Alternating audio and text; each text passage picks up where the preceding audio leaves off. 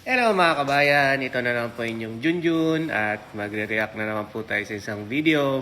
So yung video po na ito ay katuwaan lang po with our Vice President Sara Duterte.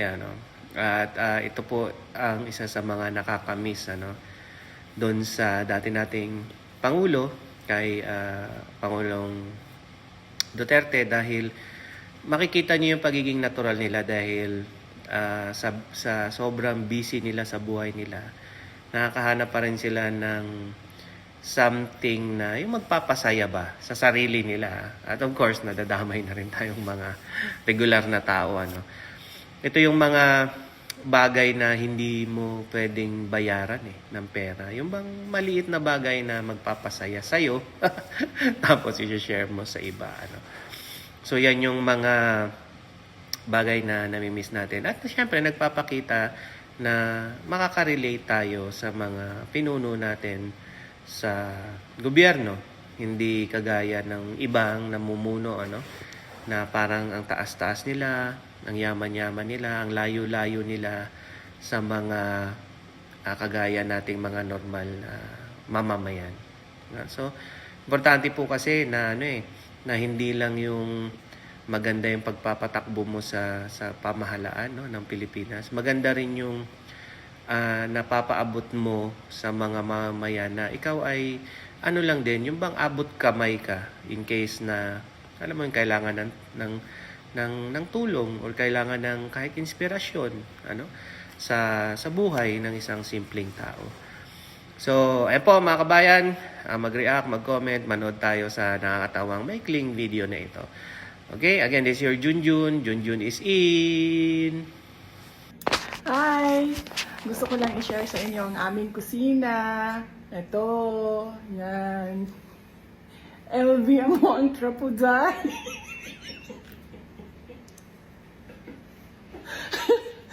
At hindi lang isa day. Zay! Tulungan mo ang LV na trapuday.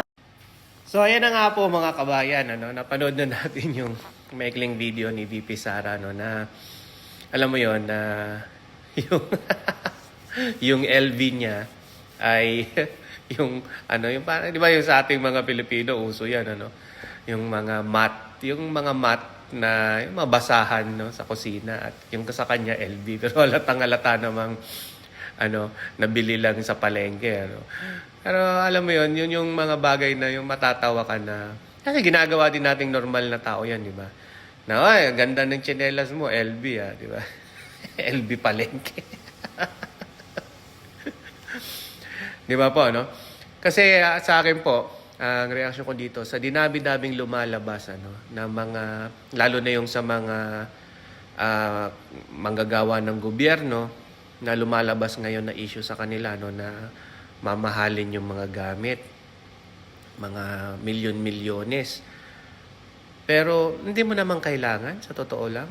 Hindi ko alam kung anong tumatakbo sa isip nila at bumibili sila noon. Maaari, gustong-gusto nila yun. Pero kung iisipin mo kasi, hindi mo kayang bilang isang manggagawa ng gobyerno, hindi mo kailangan or hindi mo kaya, yun siguro ang word, hindi mo kayang bumili ng mga nasa milyones, milyon-milyones na mga gamit. Kasi ang sahod mo wala naman sa milyon sa isang buwan. Di ba? Kaya nga po sa video na to, nakakatuwa si VP Sara, nagagawa niya pa ng joke yung mga bagay niya. Kasi totoo naman hindi mo kailangan bumili ng mahal. May mabibili ka namang ganyan sa mga tabi-tabi lang. So, ayan po mga kaibigan, mag-react, mag-comment. Again, this is your Junjun. Junjun is out.